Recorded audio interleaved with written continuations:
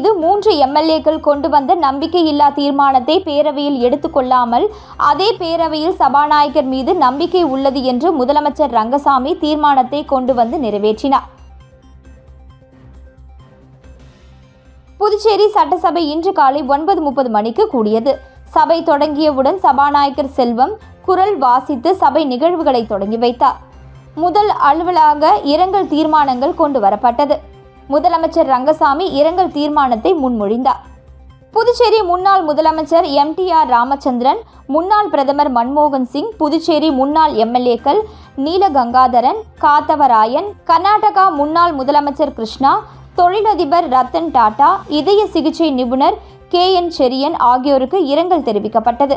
தொடர்ந்து அனைத்து உறுப்பினர்களும் 2 நிமிடம் எழுந்து நின்று மௌன அஞ்சலி செலுத்தும்படி கேட்டுக்கொண்டார். இதையடுத்து மறைந்த தலைவர்களுக்கு சட்டசபையில் 2 நிமிடம் மௌன அஞ்சலி செலுத்தப்பட்டது. தொடர்ந்து சட்டப்பேரவையில் அரசின் கூடுதல் செலவினங்களுக்கு அனுமதி கோரப்பட்டது.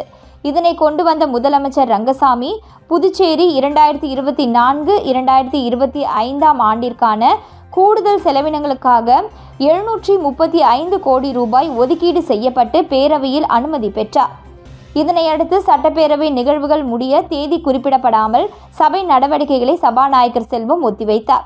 புதுச்சேரி சட்டமன்ற பேரவை தலைவர் மீது நம்பிக்கை உள்ளது என்று முதலமைச்சர் தீர்மானத்தை கொண்டு வந்தார்.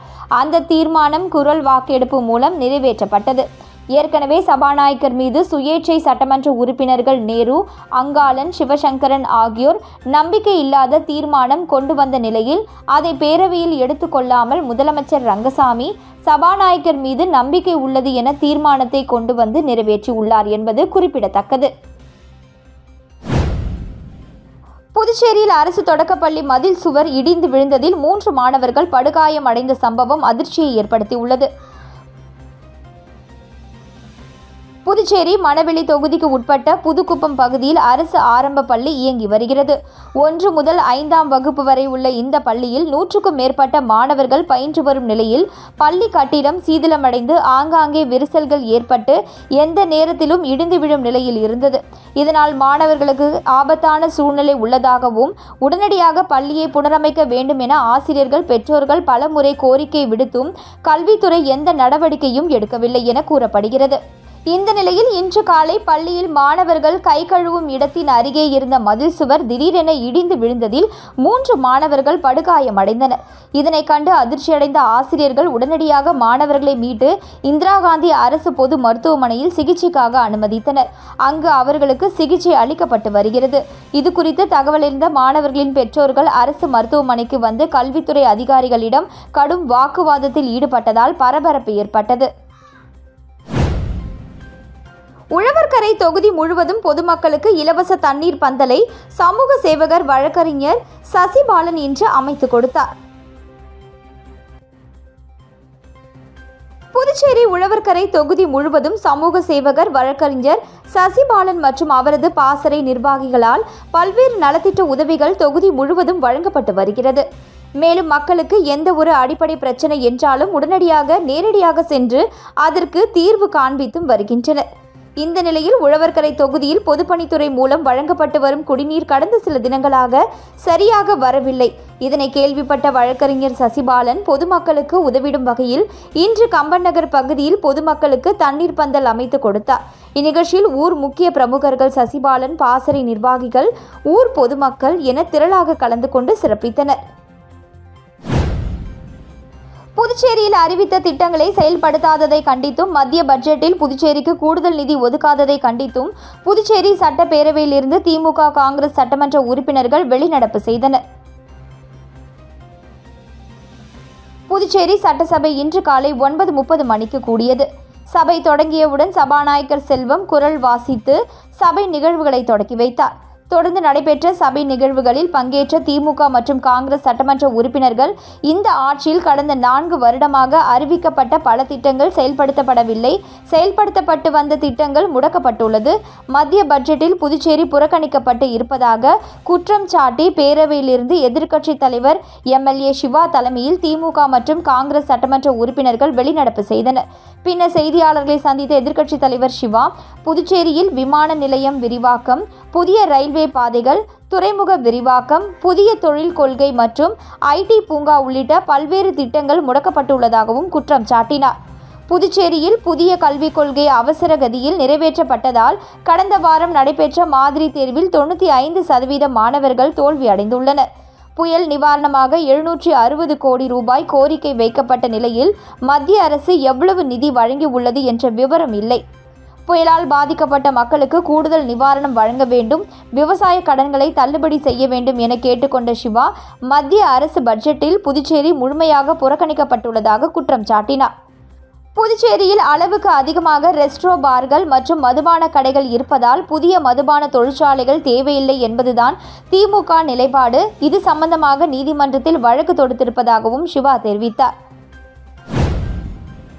நெட்டப்பாக்கம் ஸ்ரீனிவாச நகர் குடியிருப்பு பகுதியில் கழிவு நீர் புகுந்ததை கண்டித்தும் நடவடிக்கை எடுக்காத தொகுதி எம்எல்ஏவை கண்டித்தும் அப்பகுதி மக்கள் சாலை மறியல் போராட்டத்தில் ஈடுபட்டனர். புதுவை மாநிலம் நெட்டப்பாக்கம் அருகில் அமைந்துள்ள ஸ்ரீனிவாசா நகர் பகுதியில் 50க்கும் மேற்பட்ட குடும்பங்கள் வசித்து வருகின்றன. கரியமாணிக்கம் தவளக்குப்பம் செல்லும் சாலையில் செல்லும் சாக்கடை நீர் அருகில் உள்ள ஸ்ரீனிவாசன் நகர் குடியிருப்பு பகுதியில் செல்கிறது. இதனால் அப்பகுதியில் அதிக துர்நாற்றம் வீசுவதால் அப்பகுதி மக்கள் குழந்தைகளை வைத்துக்கொண்டு பாதிக்கப்படுவதாக கூறுகின்றனர். இதுகுறித்து தொகுதி எம்எல்ஏ ராஜவேலுவிடம் பலமுறை புகார் அளித்தும் நடவடிக்கை எடுக்கவில்லை என்று கூறி இன்று காலை 9 மணி அளவில் கரியமாணிக்கம் தவளக்குப்பம் செல்லும் சாலையில் மறியல் போராட்டத்தில் ஈடுபட்டனர். இதுகுறித்து தகவல் அறிந்த நெட்டப்பாக்கம் போலீசார் பொதுமக்களிடம் பேச்சுவார்த்தையில் ஈடுபட்டனர். பொதுமக்கள் அனைவரும் கலைந்து செல்லாமல் தொடர்ந்து மறியல் போராட்டத்தில் ஈடுபட்டனர். நெட்டப்பாக்கம் உதவி ஆய்வாளர் வீரபத்ரன் நெட்டப்பாக்கம் கொம்யூனியன் பஞ்சாயத்து ஆணையர் மற்றும் பொதுப்பணித்துறை அதிகாரிகளை தொடர்பு கொண்டு பேசினார். கூடிய விரைவில் நடவடிக்கை எடுப்பதாக அதிகாரிகள் தெரிவித்ததை தொடர்ந்து பொதுமக்கள் அனைவரும் கலைந்து சென்றனர். மறியல் போராட்டம் காரணமாக சுமார் 1 மணி நேரம் போக்குவரத்து பாதிக்கப்பட்டது. புதுச்சேரியில் புதிய மதுபான தொழிற்சாலைகளுக்கு எதிர்ப்பு தெரிவித்து ஆளும் கட்சி பாஜக மற்றும் ஆதரவு சுயேட்சை எம்எல்ஏக்கள் சட்டப்பேரவை வாயில் முன்பு அமர்ந்து போராட்டத்தில் ஈடுபட்டதால் பரபரப்பு ஏற்பட்டது. புதுச்சேரி 15வது சட்டப்பேரவை 5வது கூட்டத்தொடரில் 2ஆம் பகுதி இன்று காலை 9:30 மணிக்கு தொடங்கியது.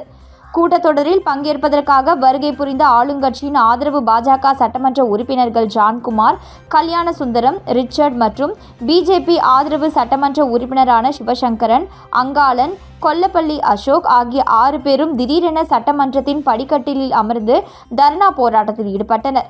புதுச்சேரியில் மக்களுக்கு எதிராக கொண்டுவரப்பட உள்ள புதிய மதுபான தொழிற்சாலை திட்டத்தை முழுமையாக ரத்து செய்ய வேண்டும் என வலியுறுத்தி கண்டன கோஷங்களையும் எழுப்பினார்கள். தொடர்ந்து செய்தியாளர்களை சந்தித்த அவர்கள், புதுச்சேரியில் மக்களை பாதிக்கின்ற வகையில் கொண்டுவரப்பட உள்ள புதிய மதுபான திட்டத்தை முழுமையாக ரத்து செய்யப்பட வேண்டும். இதனை வலியுறுத்தி முதல்வர், கவர்னர் ஆகியோருக்கு மனு அளித்தோம். ஆனாலும் அரசு அந்த திட்டத்தை செயல்படுத்த முனைப்புடன் செயல்பட்டு வருகிறது என்று குற்றம் சாட்டினர். மேலும் பெஞ்சல் புயலால் கடுமையாக பாதிக்கப்பட்ட மக்களுக்கு கூடுதலாக நிவாரணம் வழங்க வேண்டும் என்றும், கண் துடைப்பிற்காக சட்டமன்ற கூட்டத்தை கூட்டாமல் குறைந்தபட்சம் 10 நாட்களுக்கு நடத்தப்பட வேண்டும். ஸ்மார்ட் சிட்டி திட்டத்தின் கீழ் புதியதாக கட்டப்பட்டுள்ள புதிய பேருந்து நிலையத்திற்கு பிரதமர் நரேந்திர மோடியின் பெயரை வைக்க வேண்டும் எனவும் அவர்கள் கோரிக்கை விடுத்தனர். தொடர்ந்து சட்டமன்ற உறுப்பினர்கள் 6 பேரும் மீண்டும் சட்டசபை கூட்டத்தில் கலந்து கொள்ள சட்டசபை உள்ளே கோஷங்களை எழுப்பியவாறு சென்று கூட்டத்திலும் பங்கேற்றனர். கடந்த சில மாதங்களாகவே ஜோஸ் சார்லஸ் மார்டின் அணியாக தர்ணாவில் ஈடுபட்ட 6 சட்டமன்ற உறுப்பினர்களும் செயல்பட்டு வருகிறார்கள் என்பது குறிப்பிடத்தக்கது. சர்வதேச அளவில் நடைபெற்ற கிக் பாக்ஸிங் போட்டியில் தங்கம், வெள்ளி மற்றும் வெண்கல பதக்கங்களை குவித்து சாதனை படைத்து புதுச்சேரி திரும்பிய வீரர்களுக்கு பெற்றோர்கள் மேலதாளத்துடன் உற்சாக வரவேற்பு அளித்தனர். சர்வதேச அளவில் கிக் பாக்ஸிங் போட்டி பிப்ரவரி மாதம் 1ஆம் தேதி முதல் 5ஆம் தேதி வரை புதுடெல்லி இந்திரா காந்தி சர்வதேச உள் விளையாட்டு அரங்கத்தில் நடைபெற்றது. புதுச்சேரி மாநிலத்தில் இருந்து 10 வீரர்கள் கலந்து கொண்டனர். இதில் லாஸ்பேட்டை மாருதி கேந்திரா வித்யாலயா மேல்நிலைப்பள்ளி, விவேகானந்தா மேல்நிலைப்பள்ளி, பெட்டிட் செமினார் மேல்நிலைப்பள்ளி, ஆதித்யா வித்ராஷம் மேல்நிலைப்பள்ளி என அனைத்து பள்ளிகளிலும் இருந்தும் 7 மாணவர்கள் பங்கேற்றனர். புதுச்சேரி மாணவர் லோகேஷ் 37 கிலோ எடை பிரிவில் தங்கப்பதக்கமும், முகேஷ் 42 கிலோ எடை பிரிவில் தங்கப்பதக்கம், கௌஷிக் 47 கிலோ எடை பிரிவில் தங்கப்பதக்கமும் வென்றனர். ஆதேஷ் 28 கிலோ எடைப்பிரிவில் வெள்ளி பதக்கமும், ஹேமந்த் 32 கிலோ எடைப்பிரிவில் வெண்கல பதக்கமும், பவித்ரன் 37 கிலோ எடைப்பிரிவில் வெண்கல பதக்கமும், மௌசின் 32 கிலோ எடைப்பிரிவில் வெள்ளி பதக்கமும் பெற்றனர். அணியின் மேலாளர் ராஜமாணிக்கம், குப்புசாமி, அணியின் தேசிய நடுவர் கிருஷ்ணராஜ் மற்றும் பயிற்சியாளர்கள் தினேஷ் மற்றும் வினோத், பெற்றோர்கள் கலியபெருமாள், குமார விஜயன், ரமேஷ், முருகானந்தம், பொதுமக்கள் ஆகியோர் இந்நிகழ்ச்சியில் கலந்து கொண்டனர். நிகழ்ச்சியின் இறுதியில் நாகராஜ் வெற்றி பெற்ற மாணவர்களை முதல்வர் ரங்கசாமியை சந்தித்து வாழ்த்துக்களை பெற்றனர். சபாநாயகர் செல்வம் முன்பு தர்ணாவில் ஈடுபட்ட சுயேட்சை எம்எல்ஏ நேருவை சஸ்பெண்ட் செய்ததுடன் சட்டசபை காவலர்களால் வெளியேற்ற சபாநாயகர் உத்தரவிட்டார். புதுச்சேரி சட்டசபை இன்று காலை 9:30 மணிக்கு கூடியது. சபாநாயகர் செல்வம் குரல் வாசித்து சபை நிகழ்வுகளை தொடங்கினார். அப்பொழுது சுயேட்சை எம்எல்ஏ நேரு நம்பிக்கையில்லா தீர்மானத்தை எதிர்கொள்ளாத சபாநாயகருக்கு சபையை நடத்த தகுதியில்லை என ஆவேசமாக கூறினார். சபாநாயகர் செல்வம் தொடர்ந்து சபை நிகழ்வுகளை நடத்தினார். இதையடுத்து சபாநாயகர் இருக்கை முன்பு சென்று தரையில் அமர்ந்து சுயேட்சை எம்எல்ஏ நேரு தர்ணா போராட்டத்தில் ஈடுபட்டார். இது சட்டவிரோதம், ஜனநாயக விரோதம், அவமானகரமான செயல் என கூறி கோஷம் எழுப்பினார். அவருக்கு ஆதரவாக சுயேட்சை எம்எல்ஏக்கள் அங்காளன், சிவசங்கரும் பேசினர். இதையடுத்து சபாநாயகர் செல்வம் சட்ட விதிகளுக்கு எதிராக செயல்படும் எம்எல்ஏ நேருவை கூட்டத்தொடர் முழுவதும் சஸ்பெண்ட் செய்வதாகவும் அவரை அவையிலிருந்து வெளியேற்றும்படியும் சபை காவலர்களுக்கு உத்தரவிட்டார். இதையடுத்து சபை காவலர்கள் நேரு எம்எல்ஏவை வெளியேற்றினர். மற்ற 2 சுயேட்சை எம்எல்ஏக்களும் தங்கள் இருக்கைக்கு வந்து அமர்ந்தனர். காரைக்கால் திருப்பட்டினம் திமுக சட்டமன்ற உறுப்பினரை கண்டித்து பொதுமக்கள் சாலை மறியல் போராட்டத்தில் ஈடுபட்டதால் பரபரப்பு ஏற்பட்டது. காரைக்கால் மாவட்டத்தில் உள்ள நிரவி திருப்பட்டினம் தொகுதிக்கு உட்பட்ட பல்வேறு கிராம பகுதிகளில் குடிநீர், சாலை, மின்சாரம் உள்ளிட்ட அடிப்படை வசதிகளை சீர் செய்து தர வலியுறுத்தியும் 100 நாள் வேலை திட்டத்தை தொகுதி முழுவதும் வழங்க வேண்டியும் தொடர்ந்து தொகுதி திமுக சட்டமன்ற உறுப்பினர் நாக தியாகராஜனிடம் அப்பகுதி மக்கள் வலியுறுத்தி வந்தனர். இது குறித்து எந்த நடவடிக்கையும் எடுக்கப்படாத நிலையில் இன்று அப்பகுதி மக்கள் 100க்கும் மேற்பட்டோர் சாலை, மின்சாரம், குடிநீர் உள்ளிட்ட அடிப்படை வசதிகளை செய்து தர கோரியும் 100 நாள் வேலையை வழங்க வலியுறுத்தியும் திடீரென சாலை மறியல் போராட்டத்தில் ஈடுபட்டனர். சாலை மறியல் போராட்டத்தின் போது மாநில அரசையும் தொகுதி திமுக சட்டமன்ற உறுப்பினரையும் கண்டித்து கண்டன முழக்கங்களை எழுப்பினர். சாலை மறியல் போராட்டம் காரணமாக நாகப்பட்டினம் சென்னை நெடுஞ்சாலையில் சுமார் 1 மணி நேரம் போக்குவரத்து பாதிக்கப்பட்டது. அடிப்படை வசதிகளை சீர் செய்து தராவிட்டால் அரசு அலுவலகங்களை முற்றுகையிடப் போவதாக போராட்டக்காரர்கள் எச்சரித்துள்ளனர். வள்ளிக்கொடி வன்னியர் குல சத்திரிய திருமண தகவல் மையத்தின் 23வது ஆண்டு துவக்க விழாவில் சிறப்பு விருந்தினராக பாமக மாநில அமைப்பாளர் கணபதி கலந்து கொண்டு கேக் வெட்டி ஏழை எளிய மக்களுக்கு அன்னதானம் வழங்கினார்.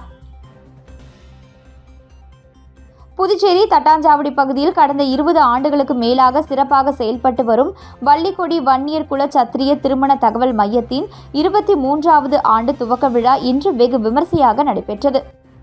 திருமண தகவல் மையத்தின் நிறுவனரும் வன்னியர் சங்கத்தின் கௌரவ தலைவருமான ஜெயக்குமார் தலைமையில் நடைபெற்ற விழாவில் வன்னியர் சங்க தலைவர் மதியழகன் முன்னிலை வகித்தார். விழாவில் சிறப்பு விருந்தினராக பாட்டாளி மக்கள் கட்சியின் புதுச்சேரி மாநில அமைப்பாளர் கணபதி கலந்து கொண்டு கேக் வெட்டி வாழ்த்துரை வழங்கினார். அதனைத் தொடர்ந்து வன்னியர் சங்க தலைமை அலுவலகம் முன்பு ஏழை எளிய மக்களுக்கு அன்னதானம் வழங்கி சிறப்பித்தார். இந்நிகழ்ச்சியில் வன்னியர் சங்கத்தின் நிர்வாகிகள், பாட்டாளி மக்கள் கட்சி நிர்வாகிகள் திரளாக கலந்து கொண்டு சிறப்பித்தனர். விழாவிற்கான ஏற்பாடுகளை வள்ளிக்கொடி வன்னியர் குல சத்திரிய திருமண தகவல் மையத்தின் அதிகாரிகள் மற்றும் ஊழியர்கள் சிறப்பாக செய்திருந்தனர். புதுக்குப்பம் அரசு ஆரம்ப பள்ளி சுவர் இடிந்து விழுந்ததில் படுகாயம் அடைந்து மருத்துவமனையில் சிகிச்சை பெற்று வரும் மாணவர்களை பாமக மாநில அமைப்பாளர் கணபதி சந்தித்து ஆறுதல் கூறினார்.